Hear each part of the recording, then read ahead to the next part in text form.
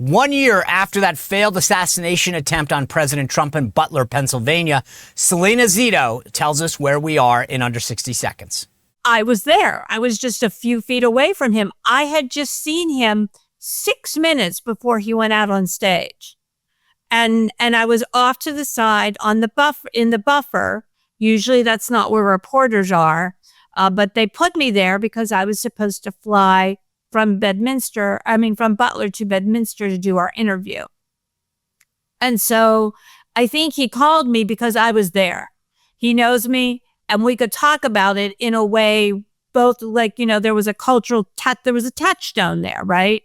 It's like a healing thing, right? I mean, I think to your point, it's like I can talk to Selena because she was there and I can say things to her. But let me ask you this, like on the second and third and fourth call, was it just like, I forgot to tell you this or?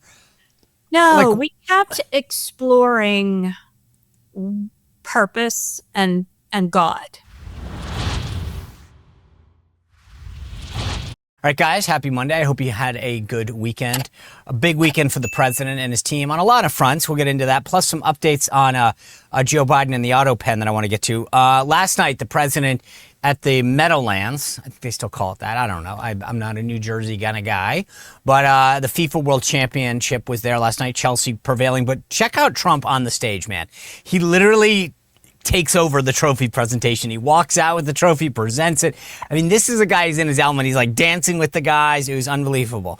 Anyway, this is all on the heels yesterday of the 1 year anniversary of that failed assassination attempt in Butler, Pennsylvania. Today's show, I've got Salena Zito, who wrote the blockbuster book Butler, on the show. Then actually Susan Crabtree of Real Clear Politics, who's covering the Secret Service like no one else. And I mean no one else. We're going to get an update on what we've learned and what we've not. Have reforms occurred? Have they not? Where are these lapses? Were the Iranians involved? A lot to get to. So that's happening. This all happening, by the way, over the weekend as the fallout from Jeffrey Epstein continues. We'll see how this thing plays out. The president last night on the tarmac trying to tamp it down. He says he's talked to Bongino. Pam Bondi was with him at the event. I guess that was a show of solidarity, but whatever. We'll see how this thing plays out. We'll have more as the week goes on. Plus, the New York Times out with this bombshell story that Biden basically said, yeah, I gave broad parameters to pardons, like, general criteria, and then the staff did the work. This is not good, and Republicans better seize on this opportunity because the Constitution grants the president the power of the pardon. And the idea that the president didn't even know about some of these, they were broad categories. And then this chief of staff, Jeff Zients, would sign off. And the email chain shows that. That's a problem. The question is, what else is there? And I think there's a lot more. Before I get to Salena Zito, though, this week we've got a great show coming up.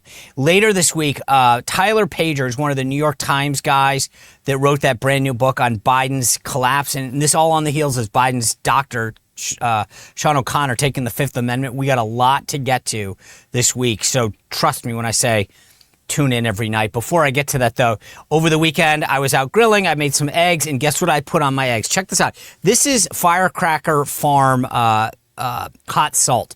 It is amazing. And when you order it, you get one of these little grinders, and not like a salt one where you twist it. Like you literally hit this thing. I would do it, and all the salt will come down. So I'm going to be careful on this. But I'm telling you, if you're looking to spice up vegetables, steaks, I put it on the eggs this weekend. Oh my gosh, what an unbelievable kick.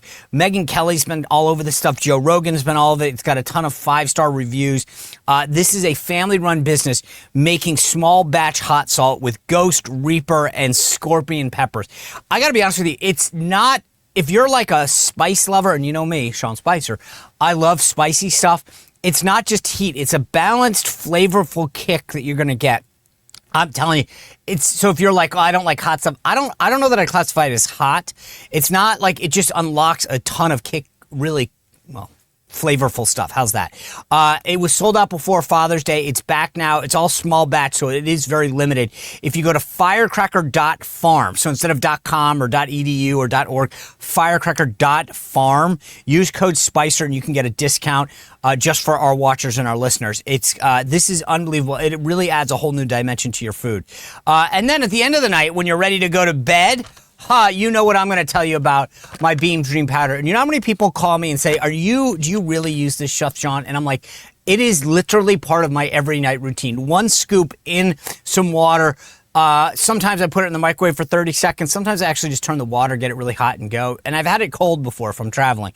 It doesn't matter. This is a great American company that blends all sorts of natural stuff that you've probably tried before. Magnesium, melatonin, reishi, apigenin, L-theanine. And I'm telling you, you guys know this. If this is the cinnamon cocoa one, another crushed bag, as you can see here. But I've tried the brownie, the peppermint. All the flavors are amazing. But I'm telling you, 30 minutes after you do this, your head hits the pillow, and then that's it. You're out, all natural, and then you wake up rip-roaring to go the next day. No sort of grogginess. It's unbelievable. And Beam is giving my listeners the Ultra Patriot discount of 40% off. 40% off for a limited time. Go to shopbeam.com/Spicer. Use code word Spicer for 40% off. That's shopbeam.com/Spicer and code word Spicer. A great American company. Invest in yourself, your sleep, your wellness, knowing that it's a great company. All right, without further ado, I want to bring in the author of the great new book, Butler. And the conversations she had with President Trump are like no one else has had. The amazing Salena Zito. Salena Zito, always great to see you. Thanks for being with us on this sort of, I think, auspicious occasion a year after this assassination attempt. Yeah. Yeah. At this time last year, which would have been July 14th, President Trump will have already called me first thing in the morning. It would be one of 7 phone calls.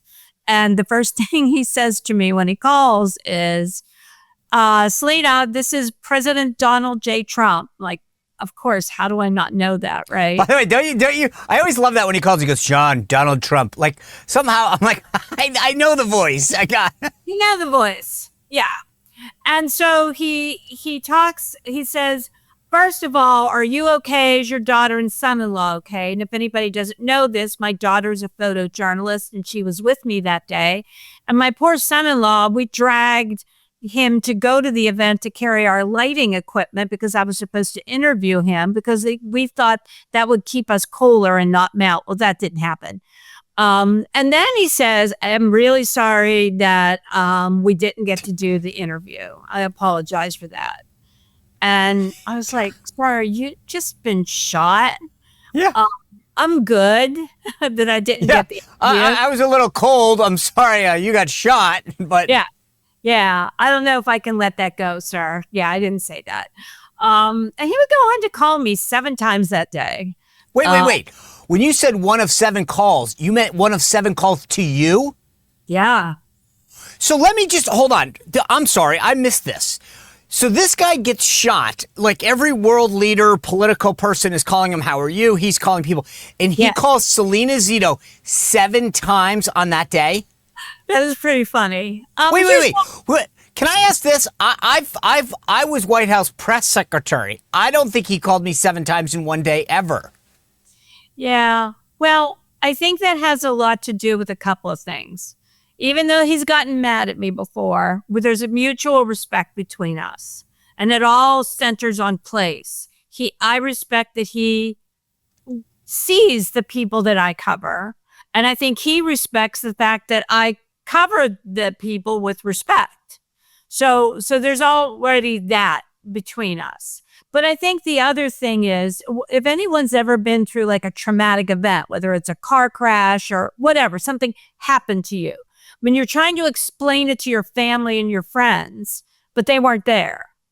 And I was there. I was just a few feet away from him. I had just seen him 6 minutes before he went out on stage. And I was off to the side on in the buffer. Usually that's not where reporters are. But they put me there because I was supposed to fly from Butler to Bedminster to do our interview. And so I think he called me because I was there. He knows me and we could talk about it in a way, both like, there was a cultural there was a touchstone there, right? It's like a healing thing, right? I mean, I think to your point, it's like I can talk to Selena because she was there and I can say things to her. But let me ask you this, like on the 2nd and 3rd and 4th call, was it just like, I forgot to tell you this or? No, we kept exploring purpose and God. I think if I were any other reporter, I would have pressed him. but I didn't. I kind of recognized that he needed the space to figure things out. Heck, I needed space to figure things out. And so we talked about why did I put that chart down? Or why did I turn my head? And he kept coming back to God. And he wasn't questioning whether it was true. He was confirming that that's the way I saw it as well. And then we talked a lot about, purpose. When I'm saved, meaning him, I have a different purpose. And maybe, one that would bring the country together. Now, his critics will say, well, he doesn't do that. And I would argue absolutely he did, because he reshaped the American politics in a way that hasn't been done since FDR when he beat Hoover in 1932. He has completely reshaped American politics. That was beginning in 2016. That was solidified not just on that day. I would argue it began in East Palestine when he showed up in February 2023. But it continued on throughout that election in a way that, I saw it move slowly in 2016. It was like a rush to the finish line in 2024. It was just unbelievable. And I've always argued, and I make this case in the story, in the book, that it was not, when President Trump lost in 2020, everyone, among the elites concluded he was a fluke. We're going back to normal. And I remember writing the next day, I betcha the fluke is Joe Biden. Because the coalitions still were moving towards the center right and away from the left. It's just that COVID made everything weird. Yes. Everything was weird. And so anyways, we kept talking about purpose. And one of the last things I asked him was, why did you say fight, fight, fight? And everyone has projected why they think he said fight, fight, fight. And I would say a lot of Americans embraced that moment and moved towards him. But I thought he had a really deep reason for doing it. And he said, I wasn't Donald Trump in that moment. I was representing everything best about America. I needed to show, he said, I feel like I have an obligation to show grit, to show exceptionalism, to show that if we get knocked down, we get back up. And more importantly, to show that the country goes on. We're going to be okay. And if I didn't do that, I think that there was going to be, there would have been consequences.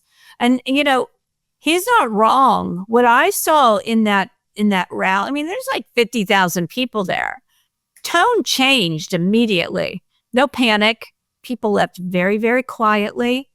They were stuck in the parking lot for almost 2 hours, and they weren't rioting. They weren't blowing their horns. They weren't screaming in frustration. They were tailgating. They were sharing water. If people had coolers in their car, they were sharing food. They were hugging. They were singing. And I think that vibe, to quote the young people, that vibe rippled through the country. I've known Donald Trump over 10 years. And after leaving the White House, before I was press secretary, during and after, there are moments where I've tried to pull a thread with him. Mm-hmm. And at one point I interviewed him after I left the White House for my show. And I said, there's a picture of your father behind you. What do you think he'd say to see his son sitting here? What I wanted to do was to give people a window into who he was, but he rarely gets off that. And I think when I hear you talk about this conversation and these 7 phone calls, honestly, Selena, this might be the most insightful conversation that anybody's had with him that I'm aware of. Like the idea of talking about purpose and God, he doesn't do that. I know. I remember we're sitting at Bedminster. This is during the transition after he'd won. And it's actually, doesn't matter, but there's a lot of people at dinner. And there had just been this, Harvey Levin had done this documentary on him.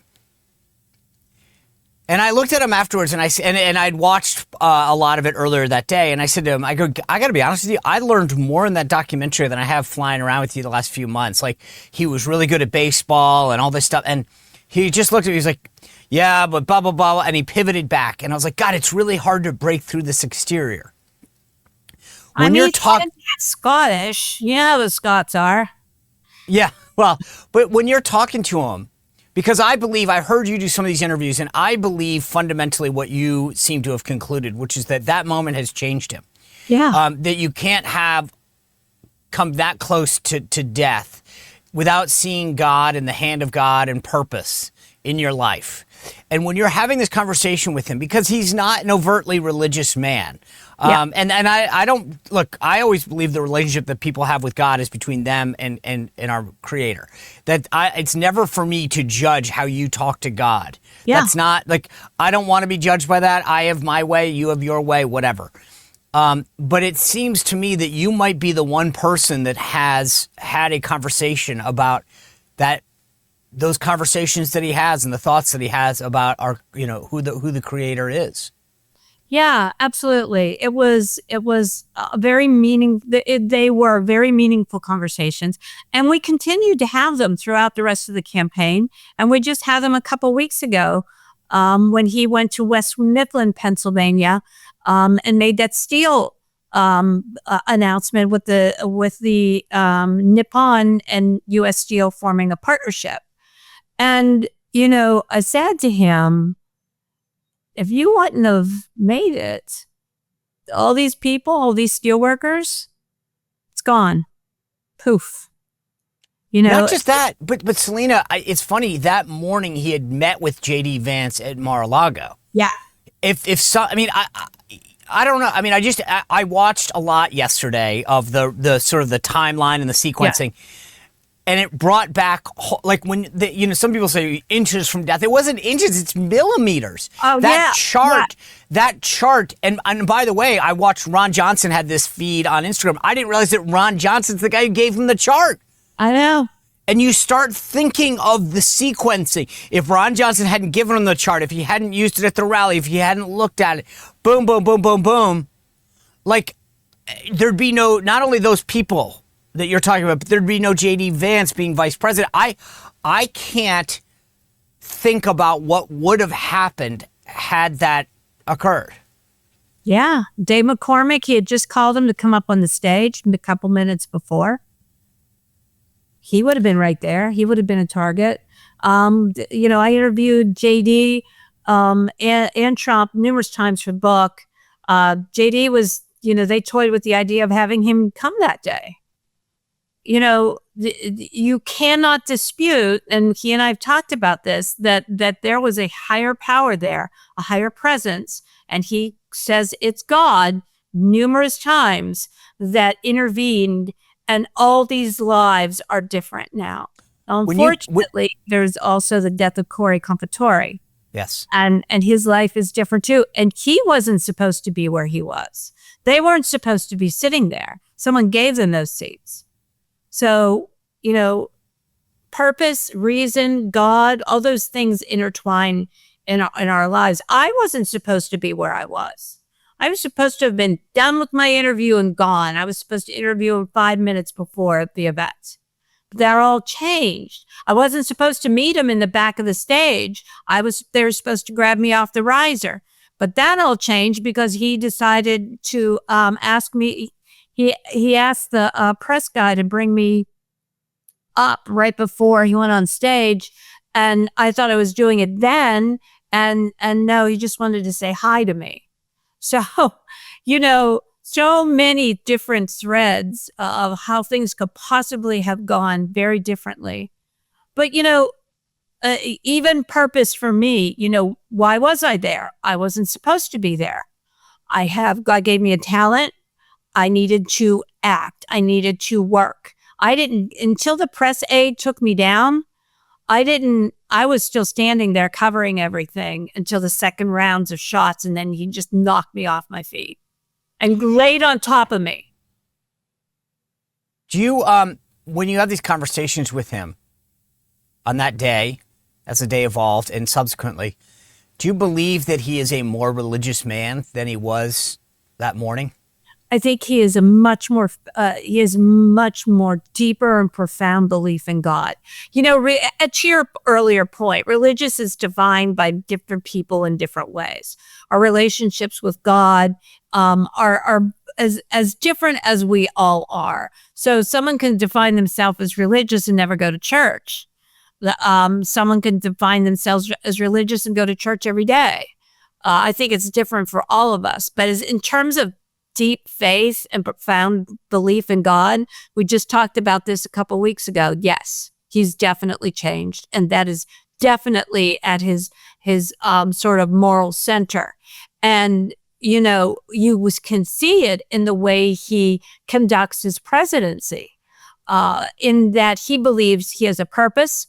God saved him, and he is going to go head first into doing everything that he believes is the best thing for our country.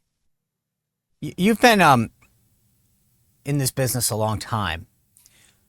What kind of shocked me after was, like, it was almost like, okay, move on. Like, he's fine, let's move on. Like, I was shocked.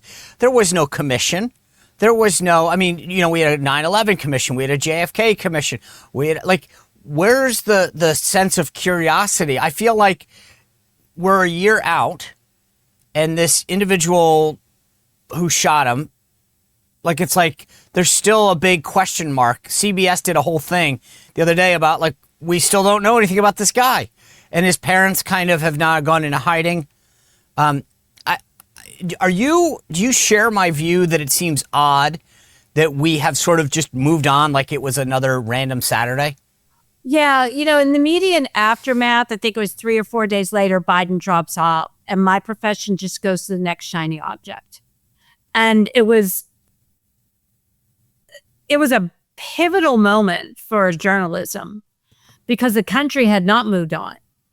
And they saw that the press had moved on, and it really peeled back their understanding of just what our press, our legacy press is like. And that, my God, this man has been shot, another man died, and you're not attacking this story with the vigor that you would had that person been a Democrat. And so not only was this moment pivotal in American politics in terms of resorting our coalitions, it was also pivotal in the way that people consume news, view the news, and view our institutions. It is completely broken. It was already just hanging by threads. And that's why things, not just throughout the rest of the campaign, but also this year, show that has held as now the standard bearer. But I guess the question, I if we can delve a little further, is why don't we know more a year later about security failures, about the motivations of the shooter? I mean, like, to me, in any other circumstance, we would have had blue ribbon commissions that would have looked into this stuff, and high-profile intelligence individuals would have been called in to lead the effort. Yeah, so I tried to do as best I could in trying to unpack what happened to Thomas Matthew Krooks. He basically, in about December and November of 2023, he went from, while a quiet and introverted young man, still someone that was, you know, his life was going upwards, right? He was working, he to pay himself, be able to go through school. He, you know, had great, he had been a very, very good student, very smart kid, just quiet. And something happens that he just starts to be enticed by the dark web. And he moves towards everything, every email, every footprint that he has on social media and email is all encrypted. Can't find it. Can't touch it. His family, to your point, they have lawyered up. They're not talking. Neighbors, I was out there kicking the tires. Neighbors didn't know them, didn't know this family. And you drive down the street today, unless you would see if the mailbox was, things were picked up from the mail, you wouldn't even know anybody lived there. They must go out at night, like at midnight. There was a whole rush in the immediate aftermath to suggest that somehow there must be larger forces at play, including the Iranians. Do you buy into any of that? I just don't know. I just don't know who influenced him. Was it his own personal dissent? Did he have other people influencing him? I mean, that's what we don't know. We don't know what took him from being, while quiet and introverted, okay kid, to just madness. But don't you think that's weird? I mean, like, I guess what I find, and I don't mean to sound all crazy, but it's like there are all these stories that there are warnings for 10 days about an issue, a threat. Then this kid who seemingly just graduates from community college is calling the registrar to find out when he's getting his diploma because, he wants to go on to get a 4-year degree in engineering or whatever. Obviously very smart. Yeah. And then rumors, at the highest levels of our government that the Iranians might be involved. And a year later, obviously, and again, you've written a great book, but you're only one person. But I'm not even implying, like, it's not I would imagine that, like, again, a congressional committee, a blue ribbon government commission with access to intelligence. Like, it's just, to me, that it's weird that there's not a sense of curiosity among top players to be like, hey, what motivated this kid who was seemingly had things going for him, who was bright, to suddenly do this? The intelligence failures are massive. Yeah. And yet we're sitting here going, to your point, like, you can only do so much because of the access that you have and the bandwidth that one person has. I'm just fascinated by the fact that it seems like people are okay with the lack of transparency and information that we've gotten. Well, there was a commission, a task force led by Congressman Mike Kelly, and it was a bipartisan one. But, it was very hard for them to get any there. I know CBS News did get some public information in the last 2 weeks, still records information, still very elusive.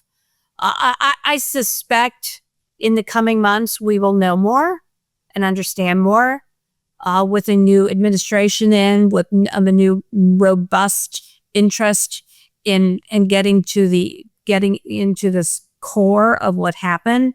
But, and I think they're also getting into why all of these agencies weren't speaking to each other on that day. Secret Service, local law enforcement, the sort of archaic rule about covering a almost not president as opposed to a president, even though it's a former president.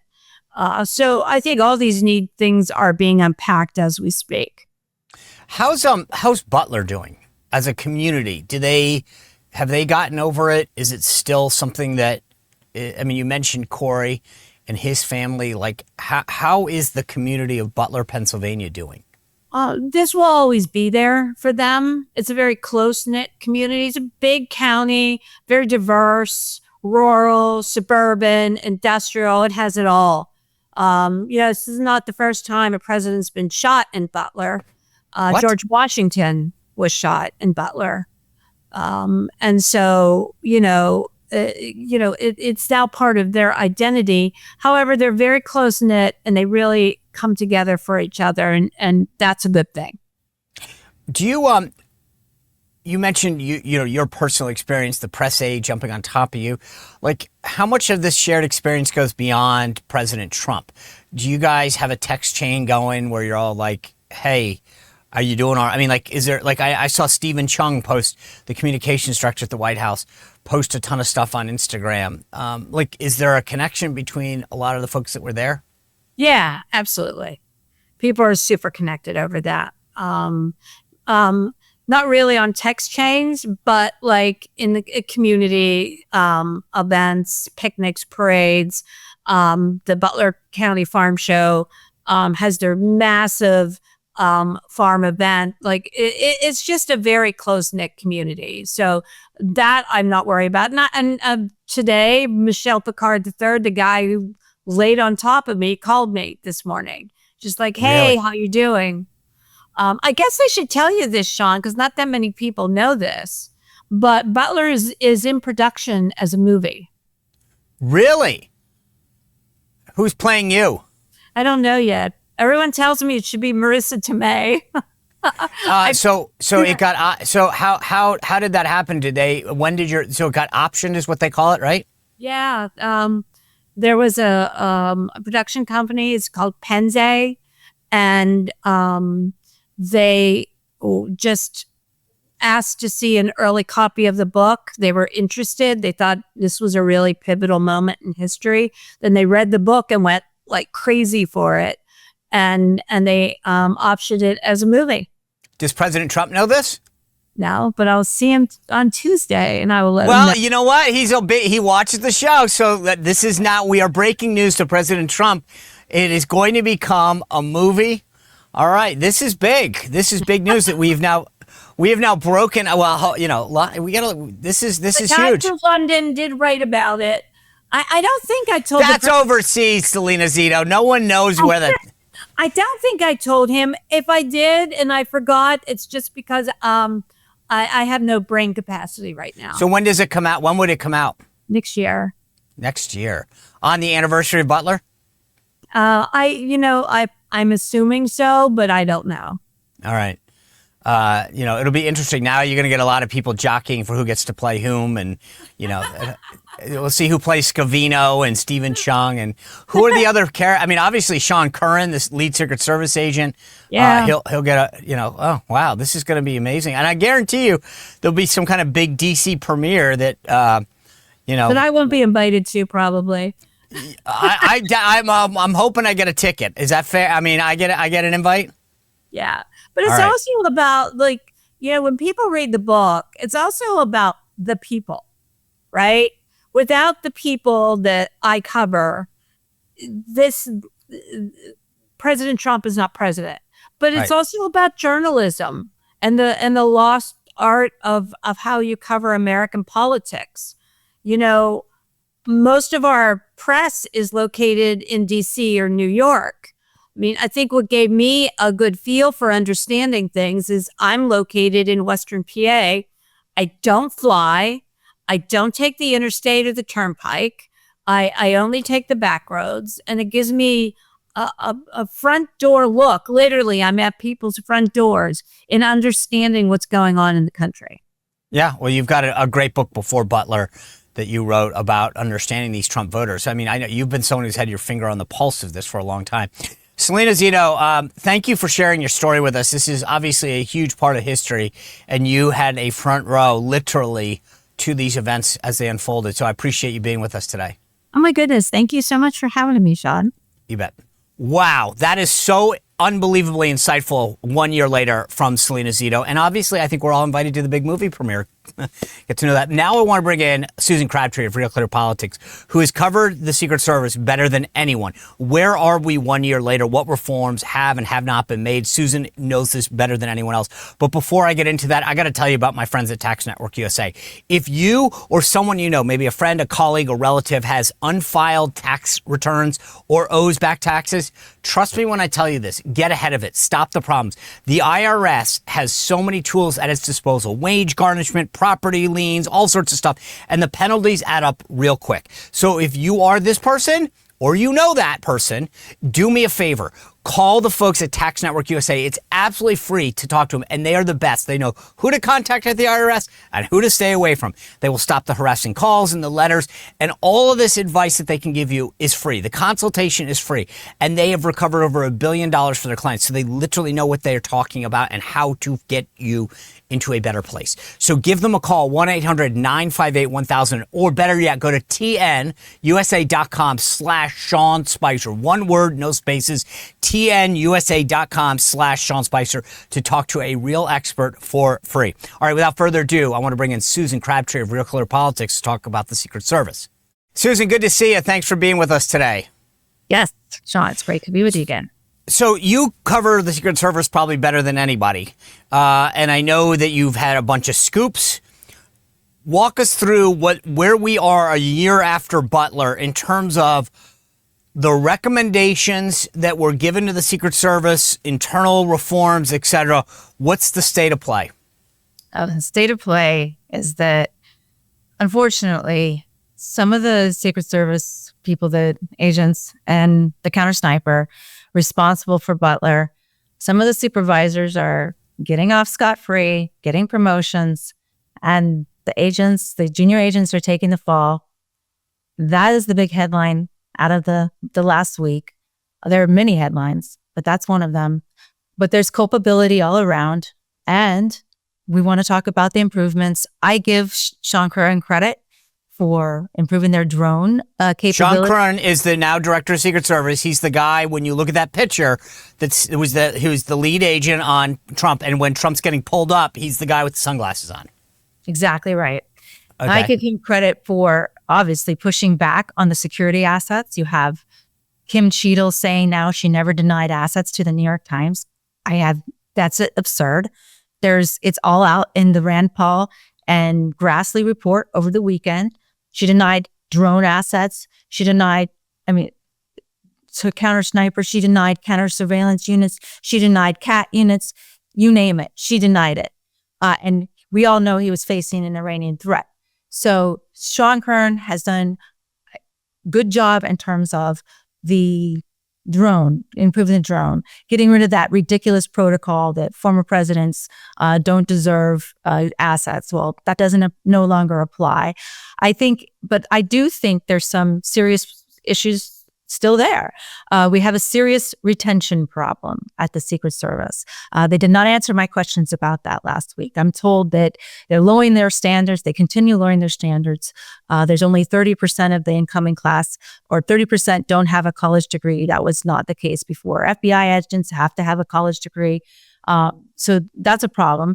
And then you have this DEI issues that are ongoing. Even though, he's inheriting this, Sean Curran, from Director Cheadle, who made DEI and hiring women a huge priority in the Secret Service.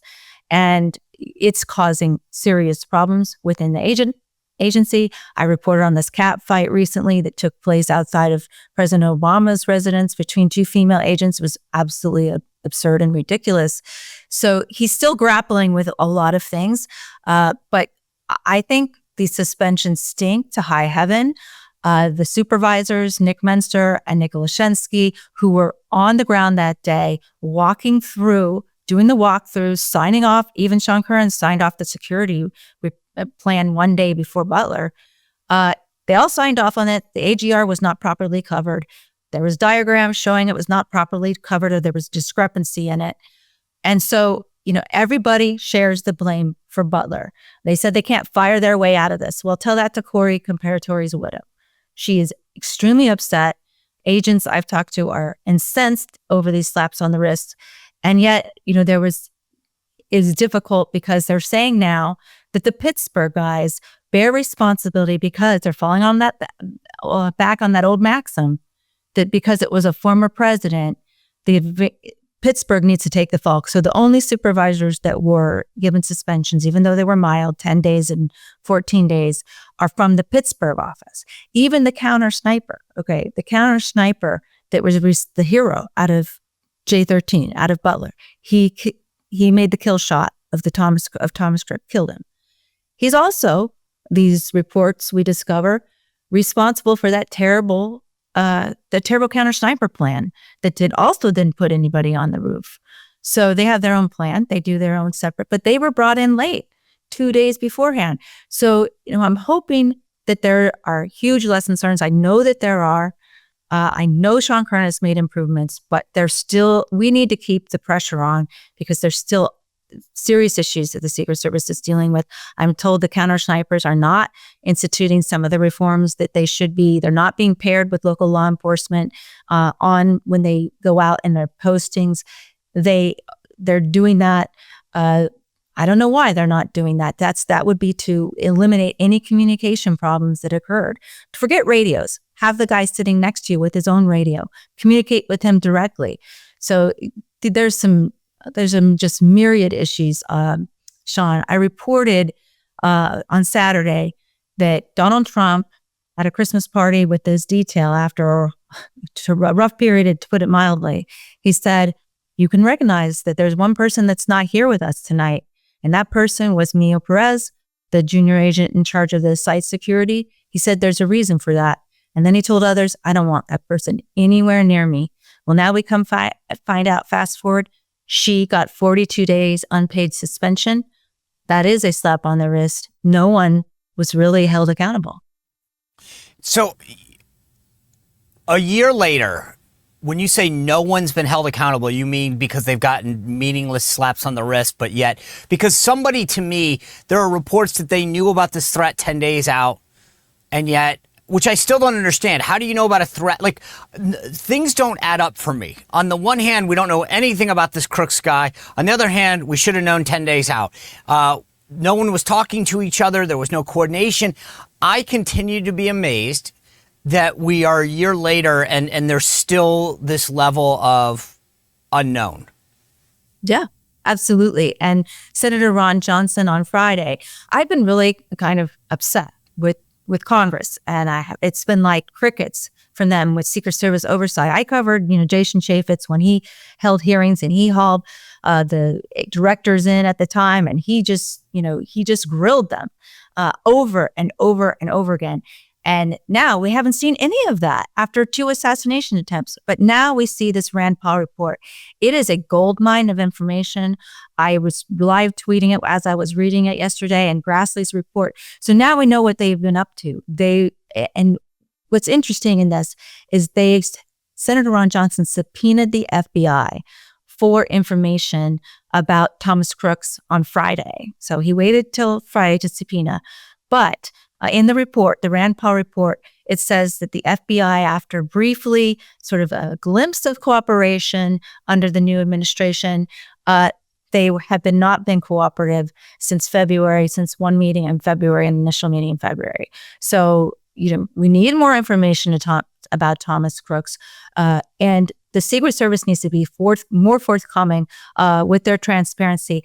Rand Paul had to subpoena those suspension records from the Secret Service on July 1st. He subpoenaed. They didn't hand them over to July 3rd of this year. I mean, this is absurd. So, based on your reporting, I asked this of Salena Zito, and this really wasn't her thing, but there were reports initially that there was some higher state or non-state actor involved, like Iran. Is it your belief that this guy acted alone, or is there more to it? I don't have any proof that he acted alone, but I mean, we have some serious timing issues. Okay, so you had Asif Merchant, the Pakistani citizen who had just visited Iran for 2 weeks, arrested by the FBI on J12, the day before the rally. We have the proffer. I posted it on X at the time that Grassley put out his proffer showing detailed, granular information about how he was casing the Secret Service for months. Should we use a long gun or a short gun? Should we do it at an outdoor rally or an indoor rally? I mean, this was absolutely happening. They were plotting and planning. Thankfully, the FBI undercover agent, he paid this guy, Asif Merchant, paid an FBI undercover agent $5,000 to start in the assassination plot against Donald Trump. We know this week that the Iranian plot is not going away.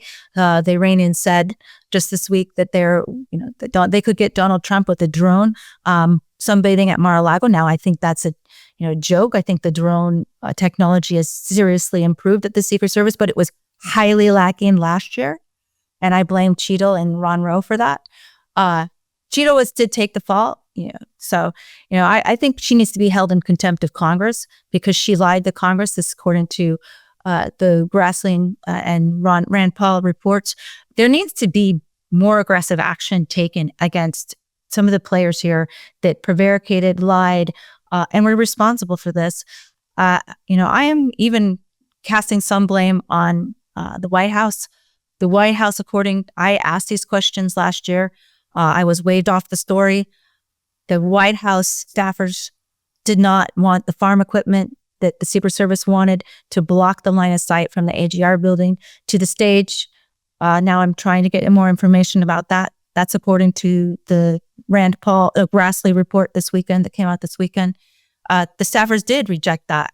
So everybody played a role in this. No hands are clean, but now it's time for accountability. I want Sean Curran to get an in-depth interview with me or whoever he wants, you, Sean, whoever he thinks is comfortable with, and outline the reforms and go back and forth, have questions, do a press conference. These are our reforms. This is how we're responding. None of that has occurred. And it's bizarro world that the media has dropped this story like a hot potato. And, I'm out here alone in the wilderness trying to find answers. And instead of providing me answers, they are taking legal action against my sources, witch hunts, watermarks on emails, so that if they give them to me, they'll find out who it is.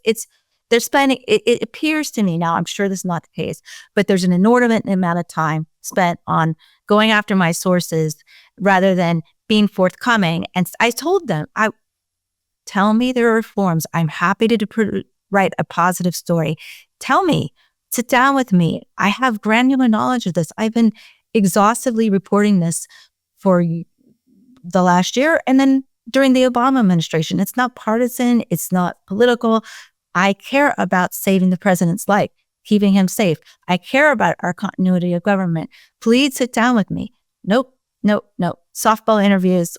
It's all been softball and also going after my sources. It